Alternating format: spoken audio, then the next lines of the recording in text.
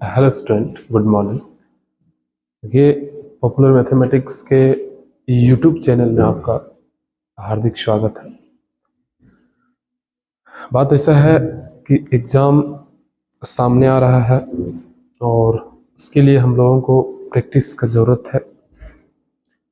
जो विद्यार्थी फ़िलहाल अभी गांव चल गए हैं, जो क्लास नहीं कर पा रहे हैं, वो इस वीडियो को ज़रूर देखिएगा। काहे कि क्लास में तो सिलेबस कंप्लीट हो चुका है, बट उसका रिवीजन जो है वो अगर आप नहीं करके जाइएगा तो फिर एग्ज़ाम में आपको दिक्कत है। तो इस वीडियो को आप ज़रूर देखिएगा और अपने दोस्तों को ज़रूर शेयर करिएगा। आज हम लोग स्टार्ट करेंगे चैप्टर नंबर 9, जिसका नाम है sequence and series. Sequence and series, ये सीक्वेंस और सीरीज क्या है, इसके बारे में हम लोग को जानना है। देखिए, पहला आपका वर्ड है सीक्वेंस। सीक्वेंस क्या होता है उसके बारे में यहाँ लिखा है कि a set of succession of number if number associate with a rule known as sequence। इसका मतलब क्या हुआ कि अगर कोई नंबर किसी फिक्स रूल के साथ अगर वो एक लगातार क्रम में बढ़ रहा हो, उसको हम लोग बोलते हैं क्या, बोलो, सीक्वेंस। उसमें एक रूल लगना चाहिए, चाहे वो ऐड होके आगे बढ़ रहा हो, या तो सबट्रैक्ट होके आगे बढ़ रहा हो, या तो मल्टीप्लाई होके आगे बढ़ रहा हो, या तो डिवाइड होके आगे बढ़ रहा हो। कोई ना कोई इसमें एक रूल लगना चाहिए। तो एक यहाँ एग्जांपल हम लिए हैं, 1 2 3 इस तरह से नंबर आपका जा रहा है। जैसा आप गौर से देखिएगा कि अगर 1 से जब ये 2 बना और 2 से जब 3 बना, तो यहाँ से यहाँ नंबर जाने में इसको एक जोड़ा होगा, फिर यहाँ एक जोड़ा होगा, फिर आगे एक एक नंबर जोड़ते जोड़ते एक सीक्वेंस बनेगा। तो इसमें एक फिक्स रूल ये लगा कि सब नंबर में एक एक जोड़ा गया है। एग्जाम्पल नंबर दूसरा कि 2 है, 2 के बाद 4 है, 4 के बाद 6 है, इस तरह से नंबर आपका बढ़ रहा है। इसमें रूल क्या लगा कि 2 के बाद अगर 4 बना तो 2 जोड़ा होगा या तो 2 गुना किया होगा, लेकिन अगला नंबर डिसाइड कर देगा कि वो जोड़ा होगा या तो इनटू किया होगा या तो गुना किया होगा। तो 4 के बाद जब 6 किया होगा तो इसमें भी 2 ऐड किया होगा, यानी इस सीक्वेंस में, इस नंबर में 2 ऐड करके आगे जो नंबर बना है वो एक सीक्वेंस में।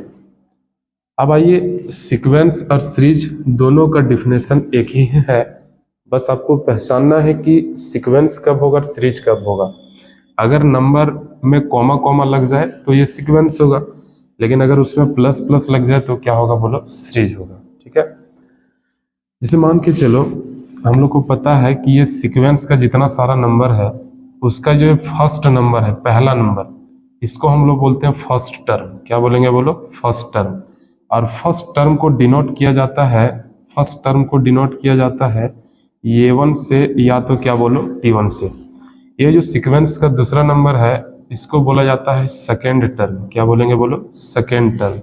और इसको डिनोट किया जाएगा A2 से, या तो किससे, बोलो, T2 से। इसी तरह से नंबर अगला होगा थर्ड टर्म, अगला होगा फोर्थ टर्म, आगे डिनोट करेंगे हम लोग A3, आगे डिनोट करेंगे T3। इसी तरह से आपका सीक्वेंस बढ़ता रहेगा। तो देखो बाबू, जो सीक्वेंस हम लोग बना रहे हैं, ये T1 का बना रहे हैं, T2 का बना रहे हैं, T3 का बना रहे हैं, इस तरह से आपका नंबर आगे बढ़ता जा रहा है। तो सीक्वेंस का पहला नंबर T1 है, T2 है, T3 है, इस तरह से अगर लास्ट तक देखा जाए तो ये Tn तक गया है। यहाँ जो Tn में n है, ये n बिलोंग करेगा नेचुरल नंबर से। नेचुरल नंबर सबको आता है कि जो नंबर 1 से स्टार्ट होगा वो नंबर रूट में, वो नंबर डिवाइड में, वो नंबर पॉइंट में नहीं होना चाहिए। ठीक है, यहाँ तक 0 भी नहीं होना चाहिए। तो देखिए, n के लिए n जो होना चाहिए वो नेगेटिव नहीं होना चाहिए, n p/q के फॉर्म में नहीं होना चाहिए, बस n केवल पॉजिटिव होने होगा। ठीक है, अब आइए सीक्वेंस। सीक्वेंस जैसे मान के चलो एक सीक्वेंस लिखा हुआ 2 4 6 और इस तरह से चलते चलते 50 तक गया है। इस सीक्वेंस का जो आपका T1 होगा, T1 कहने का मतलब पहला नंबर, इसको हम लोग 2 बोलेंगे। सीक्वेंस का जो दूसरा नंबर है ये 4 होगा। सीक्वेंस का जो तीसरा नंबर है वो 6 होगा। सीक्वेंस का जो सबसे लास्ट नंबर है उसको Tn बोलेंगे, यानी ये क्या है, बोलो तो 50 है। यहाँ तक किसी को दिक्कत? अगला, अगर Tn का वैल्यू दे दिया जाए अगर Tn का वैल्यू दे दिया जाए और आपसे पूछ दे T2 क्या होगा, T5 क्या होगा, देखिए बहुत सिंपल है कि Tn जो है आपका n² है। हम लोगों से पूछा कि T2 क्या होगा, सिंपल है, जहाँ n है वहाँ क्या रख देना है 2। क्या यहाँ n आपको दिखा, तो ये 2 का हो जाएगा स्क्वायर, 2 2 जा 4 आ जाएगा। अगला सवाल बोला कि T5 बताइए क्या होगा, वही सिंपल तरीका, जहाँ n है वहाँ 5 रखेंगे तो क्या 5 का स्क्वायर हो जाएगा। 5 का स्क्वायर कितना आएगा बोलो 25, कितने को दिक्कत। अगला ये सवाल में बोला कि फाइंड फर्स्ट 3 टर्म, यानी शुरुआत से 3 गो टर्म आपको निकालना है। कब, जब Tn आपका दिया है 2n का पावर n। यहाँ लिखेंगे चूंकि Tn का वैल्यू है Tn का वैल्यू है 2 का पावर क्या बोलो n। क्वेश्चन में बोला शुरू से 3 गो टर्म हम लोग को बताना है, इसका मतलब है कि हम लोग पुट करेंगे n का वैल्यू और क्या क्या 1 2 और क्या बोलो 3। अगर बोलेगा शुरू से 5 टर्म बताइए तो n का वैल्यू 1 से लेकर 5 तक। कभी कभी कंडीशन डाल देगा कि शुरू से आपको जो है टर्म निकालना है, n का वैल्यू जो है लेस देन है या तो ग्रेटर देन, इस टाइप का क्वेश्चन रहता है। अब देखो वही चीज आगे अभी हम लोग पढ़ रहे थे कि अगर Tn दिया रहा तो T2 कैसे निकालेंगे, T5 कैसे निकालेंगे। उसी तरह से अगर Tn हम लोग को मिल गया है और शुरू से 3 गो टर्म निकालने बोल रहा है तो n का वैल्यू शुरू से लेकर 3 तक पुट करेंगे। इस Tn में जाइए और बारी बारी से नंबर को पुट करके वैल्यू निकालिए। पहला T1 है तो 2 का पावर होगा 1, जिसको हम लोग 2 बोलेंगे। अगला T2 है तो 2 का पावर 2, जिसको हम लोग 4 बोलेंगे। अगला T3 है जिसको हम लोग 2 का पावर 3, इसका वैल्यू 8 के बराबर होगा। इसका मतलब T1 T2 T3 का जो वैल्यू होगा शुरू से 3 गो टर्म, वो 2 4 और क्या होगा बोलो 8 होगा। कोई दिक्कत। अगला आता है सीक्वेंस और सीरीज। 2 तरह का होता है, एक होता है फिनाइट और एक क्या होता है बोलो इनफिनाइट। देखिए फिनाइट और इनफिनाइट क्या होता है, जिसको हम लोग गिन सकते हैं, जहां तक पहुंच सकते हैं उसको हम लोग बोलते हैं फिनाइट। नहीं पहुंच सकते हैं वो क्या होगा बोलो इनफिनाइट। तो सिंपल समझो कि अगर सीक्वेंस बढ़ता बढ़ता जाके कहीं रुका तो ये फिनाइट होगा, नहीं रुका तो आपका इनफिनाइट होगा। जैसे देखिए यहाँ 2 के बाद 3, 3 के बाद 4, 4 के बाद 5, इसी तरह से चलते चलते लास्ट 50 तक चल गया है। इसका मतलब जाके कहीं रुका, और अगर रुका तो ये क्या होगा बोलो फिनाइट होगा। और ये देखो 2 के बाद 3, 3 के बाद 4, 4 इस तरह से बढ़ते जा रहा है, कहीं नहीं रुक रहा है, इसका मतलब क्या होगा बोलो इनफिनाइट। यहाँ तक किसी को दिक्कत। तो सर सीरीज क्या होता है, सीरीज का भी वही तरीका है, फिनाइट इनफिनाइट। अगर उसमें प्लस प्लस लग जाएगा तो आपका फिनाइट हो जा, मतलब प्लस प्लस लग के अगर जाके कहीं रुका तो फिनाइट होगा, और नहीं रुका तो क्या होगा बोलो इनफिनाइट होगा। जैसे देख लो कहीं लिखा 2 प्लस में 3 प्लस में 4 प्लस में इसी तरह से प्लस 50, तो ये कहलाएगा फिनाइट सीरीज। लेकिन अगर 2 प्लस में 3 प्लस में 4 प्लस में इस तरह से चलते चलते रह गया तो ये होगा इनफिनाइट सीरीज। तो ये सीक्वेंस होगा और ये क्या होगा बोलो सीरीज हो जाएगा। अगला आता है वर्ड सीक्वेंस। सीक्वेंस को हम लोग प्रोग्रेशन भी बोल सकते हैं। सीक्वेंस को क्या बोल सकते हैं, प्रोग्रेशन। ये प्रोग्रेशन एक तरह से सीक्वेंस ही है। सीक्वेंस अभी हम बताएं कि कोई इसमें रूल लगना चाहिए और वो रूल के अनुसार से ही अगर वो नंबर बढ़ रहा है तो वो सीक्वेंस होगा। सीक्वेंस को प्रोग्रेशन भी हम लोग बोलेंगे, और ये 3 तरीके से होता है। एक होता है अर्थमेटिक प्रोग्रेशन, एक होता है ज्योमेट्रिक प्रोग्रेशन, एक होता है हार्मोनिक प्रोग्रेशन। अर्थमेटिक प्रोग्रेशन को शॉर्ट में एपी बोलते हैं, ज्योमेट्रिक प्रोग्रेशन को हम लोग जीपी बोलते हैं, हार्मोनिक प्रोग्रेशन को हम लोग एचपी बोलते हैं। अर्थमेटिक प्रोग्रेशन का हिंदी अगर बोला जाए समांतर श्रेणी होगा, ज्योमेट्रिक प्रोग्रेशन का गुणोत्तर श्रेणी होगा, हार्मोनिक प्रोग्रेशन का हारात्मक श्रेणी होगा। देखिए हम लोग का जो सिलेबस है क्लास 11th में वो केवल अर्थमेटिक प्रोग्रेशन और ज्योमेट्रिक प्रोग्रेशन है। देखिए आप क्लास 10 में अर्थमेटिक प्रोग्रेशन आप पढ़ के आए हैं, बस हम लोग को इसी का सारा रूल आपको लगा देना है ज्योमेट्रिक प्रोग्रेशन में, बस यही आपका बढ़ गया 11th में। बाकी अगर कंपटीशन देखा जाए तो थोड़ा सा इसमें बढ़ा दिया है हार्मोनिक प्रोग्रेशन में, कंपटीशन में, ठीक है। तो प्रोग्रेशन 3 तरह का से होता है, अर्थमेटिक प्रोग्रेशन, ज्योमेट्रिक प्रोग्रेशन और हार्मोनिक प्रोग्रेशन, ठीक है। अर्थमेटिक को हम लोग बोलते हैं एपी, ज्योमेट्रिक प्रोग्रेशन को जीपी, हार्मोनिक प्रोग्रेशन को एचपी। बस हम लोग का जो सिलेबस में पढ़ना है क्लास 11th में एपी और क्या बोलो जीपी। अब आइए आगे, अर्थमेटिक प्रोग्रेशन क्या होता है, इसको बारी बारी से सीखेंगे, जिसको शॉर्ट में बोला जाता है एपी। क्या बोलेंगे, एपी। एपी क्या होता है समझिए, अभी आपको बताएं। वर्ड प्रोग्रेशन जो होता है वो सीक्वेंस ही होता है।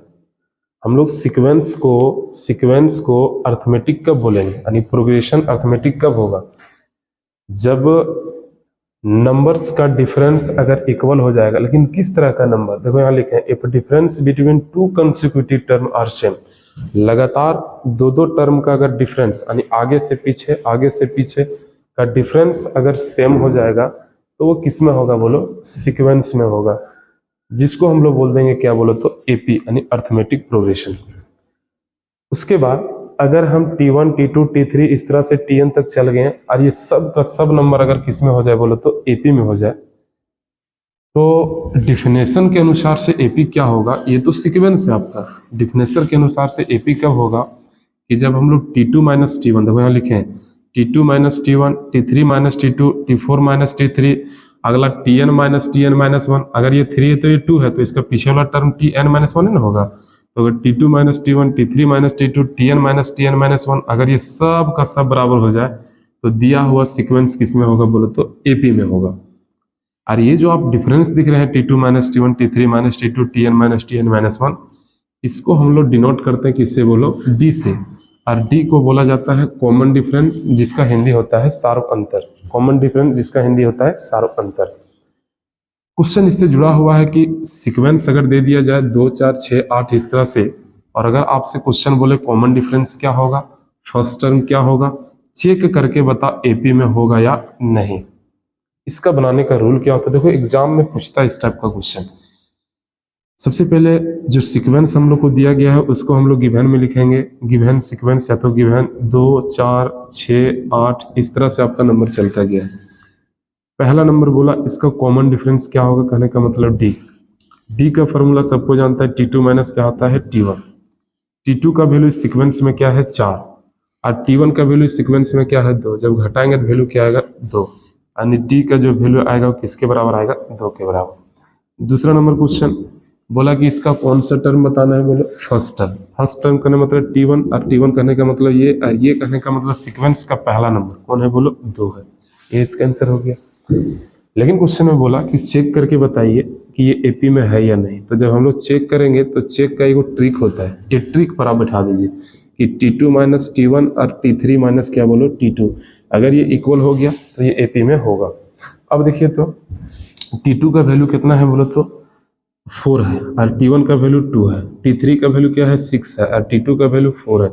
जब इसको हम लोग हटाएंगे तो 2 आएगा, अकरो घटाने पर 2 आएगा, यानी ये 2 और 2 इक्वल हो गया। इसका मतलब कि ये जो सीक्वेंस दिया गया था वो हम लोग का किस में है बोलो तो एपी में है, और ये इसका आंसर हो जाएगा। बोलिए यहाँ तक समझ में आया? चलिए थैंक यू।